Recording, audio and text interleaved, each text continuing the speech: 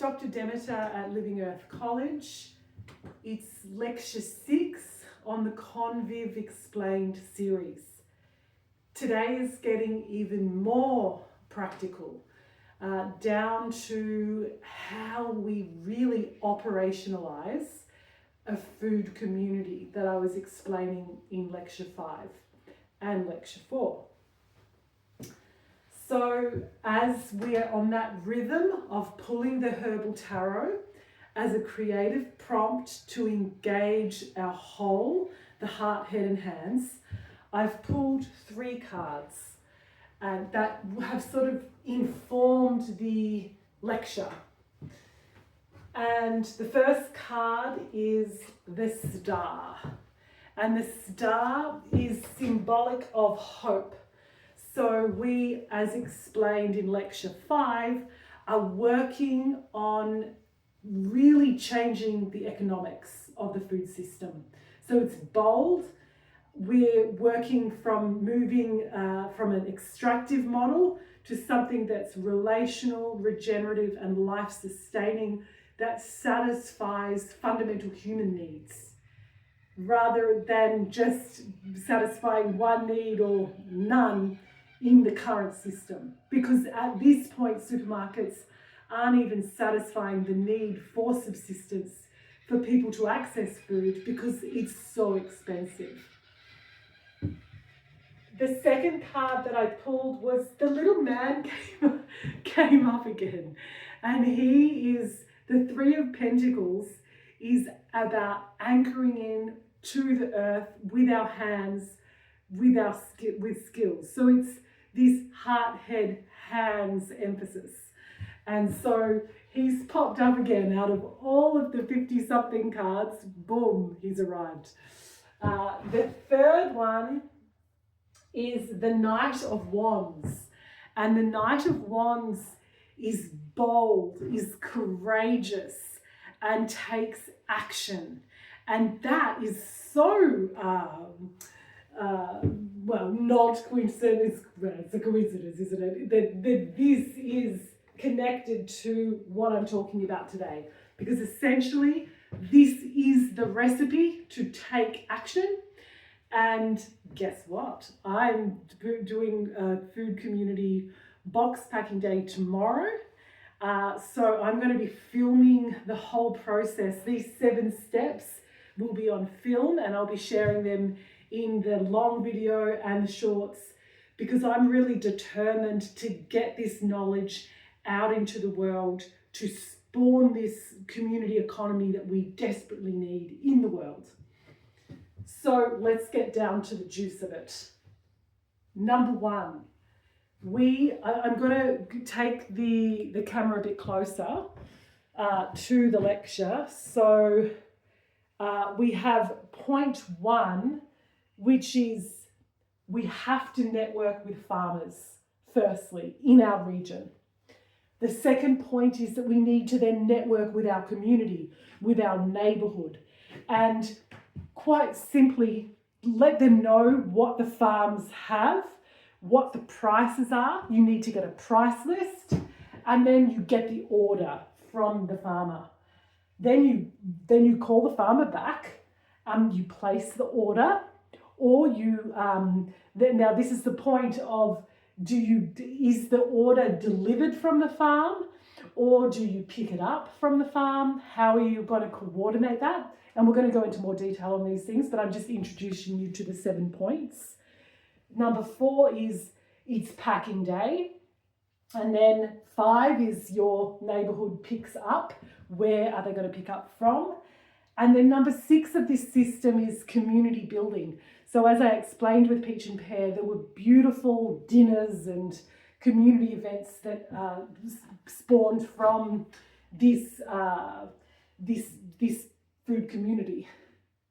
And storytelling and comms. So having a social media account or an email, some kind of newsletter to keep that community bound together with the communications. And so there we have the 7 points. Let's get into the detail. So number 1, we're networking with farms. In Tasmania, I'm focusing on organic bulk farms. So I want to buy in bulk off quite large scale farms because I'm getting a really good price. I think in this whole food community space, there's a market in that small scale growing space, and there's people that buy food from the small scale farmers and they have those relationships. So that's one form of food community. But there's also this whole other bracket of there's so many people that just can't afford the prices of the food. So we need to find a way to access bulk, large scale grown food and bypass the supermarket buying model and go directly to the farmer. So we need to find out who those farms are. You need to make a decision whether you're going to focus just on organics or whether you're going to also access food that's not organic. And no judgments there. I mean, I'm personally going for organic, and that's a focus, and also the market that I'm working with. But you may be working with people who want even cheaper produce, and this is setting the ball running in a way where people are accessing food, locally grown food. And it's a whole nother journey to go on in terms of organic and regenerative. And I think that the world's shifting in such a way where people are becoming much more conscious. And once people connect back to the land, they really do grow more awareness around the nutritional density and all of those environmental health issues related to food. So let's just get going and get people accessing some fruit and vegetables to begin with. And so then we're going to network with our community. So you find your farmers. I've only got a couple of farms that I can really access the organic food at a bulk scale. And then I supplement my boxes with Magical Farm herbs and some of the excess produce that I have here. Number 2 is network with your community, with your neighbours, with people from your local school, your next door neighbours, someone from the sporting club. Make a little poster, create a little page, hang the poster up in the local cafe and put it out there. And create a little WhatsApp group of the people that are interested, whatever type of communications that you think is right for you. Number 3, phone the farmer, place your order. Firstly, get your order from your community, show them the prices. Now, this is also another thing. You can just sell to them for the price that you buy it for. If you're just wanting to provide that service, and then you pack a box of food for yourself, and that's your gift to yourself for doing the work. Or it could be done in a way where you have 10 people involved and everyone just pays the price and they all help, and you do it like that. Another way you could do it is that you could add 15% or add 20%. Keep it cheaper than what you would buy in the shops, but make a bit of pocket money to cover your petrol and your time for organising it. So there's lots of different models and ways that you can do this. It does get really tiring doing it independently, because unless you're really focused on it, because you've got to drive to the farm to pick up the food, or you've got to pack, or it might be delivered, but there's logistics involved. There's calling people that haven't been able to pick it up, and then you have to go drop it to them because it's just sitting there and the possums are getting to it, or the rats, or something like this. So there's when you're holding space for a food community, there are time to give. So if there's more people involved, it takes the weight off.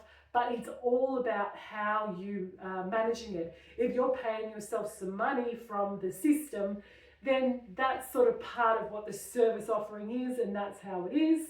It's up to you. So number 4 is delivery and packing, or pick up and packing. And that's essentially, where are you going to do that?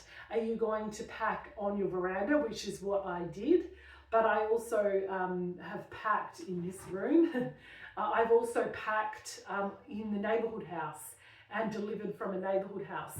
So you've got to have like solid pickup times and boundaries with people that, okay, I'm going to have the boxes available between 4 and 6 on a Friday.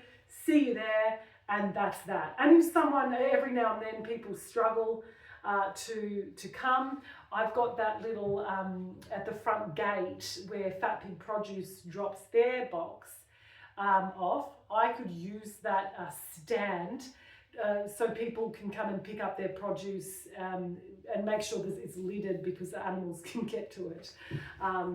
So number 5 is then people come to pick it up, as I've just described how people pick it up. So keep in mind, to pack boxes, that's point 4, it is quite time consuming. So you've got to leave yourself a lot of time to pack and organise. And I've involved my children in this whole process, and it's a really beautiful thing, but you just need time. You need at least 2 hours to pack boxes for around 20 people. So number 5 is pick up. So because I'm jumping around. Firstly, we've networked with farms. Secondly, and we've got their prices. Secondly, we network with our community. We get an order. 3, we phone the farmer, we place the order. 4, we have a pickup organised from the farm or a delivery address, and we pack. We need 2 hours to pack. Number 5, we organise an appropriate pickup point, whether that's at the our own veranda, or whether that's the front gate, or the shed, or the community centre, whatever it may be. It could be a farm. A farmer could run something like this. Or someone connected to the farm could run something like this and base it at the farm. Number 6, community building. So a really great opportunity with a food community is to connect people. So for pickup, you could organise chai tea in this bracket of time. Free chai tea, people connect. That's an opportunity for people to say, hey, what do you do with that artichoke? Like, what recipes are there? Oh my gosh, there's so many potatoes. What are potato recipes? Or what are pumpkin recipes? So that's an opportunity for people to share recipes.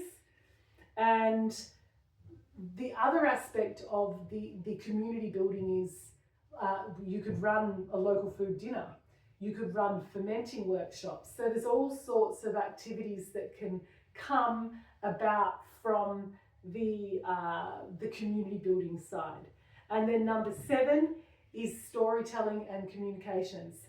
So make sure you've got a WhatsApp page. Maybe you have a little newsletter that you put in every week with a recipe.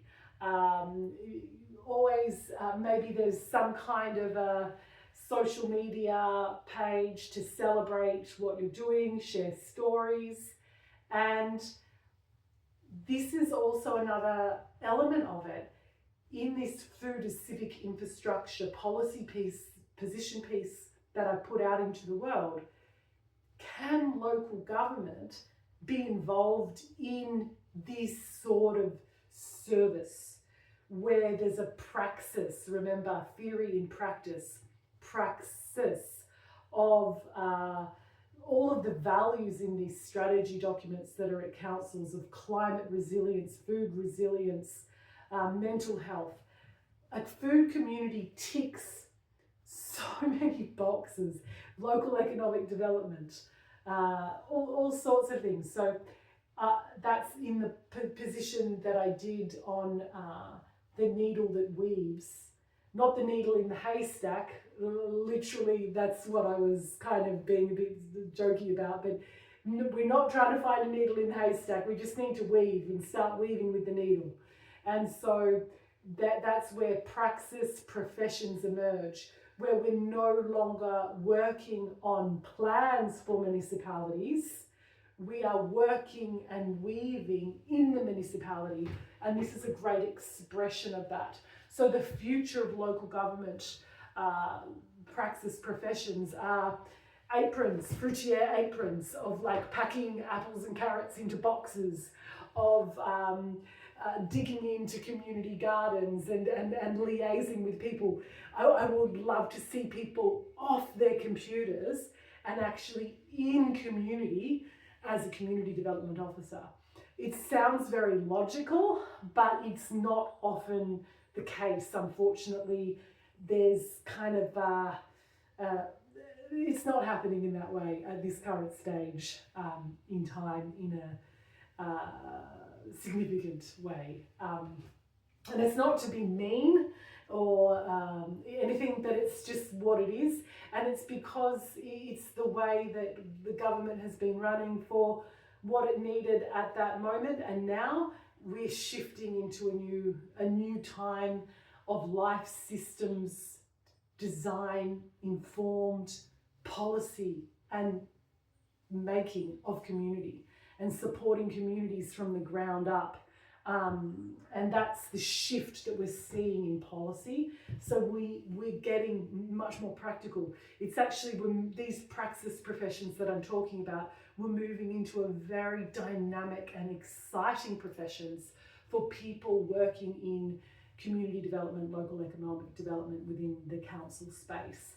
If there's some strong leadership to move in that direction, and people will be of benefit in our places for this shift in policy and practice. So here is my book. I talk about all of this in Conviv, and the Conviv Companion. This is a companion to support you to shift into life systems, design-informed placemaking, and using food as a major way to do this. And it's on my website, livingearthcollege.org. And also, please, with my YouTube, it's very important that you like and subscribe, because I'm providing this content from the goodness, because I want to get it out there. But it's really important that you support what I'm doing, and I'm going to keep producing this content, and you liking and subscribing enables me to continue to work in this way. And also, if you're interested in me coming to your local government and working in communities, or whatever way it looks, please get in touch with me through the website connect@livingearthcollege.org, because I do consult with local government and collaborate with communities to enable them to get projects off the ground. And thirdly, you can take part in my courses, which are on the Living Earth College website. Everything from the philosophical down to, packing boxes of food and how that's done, all sorts of different activities that we can do in community contexts to activate local places and create better life for people on the planet. And not just people, but all life. So hope you like the video, and stay in touch. Thanks.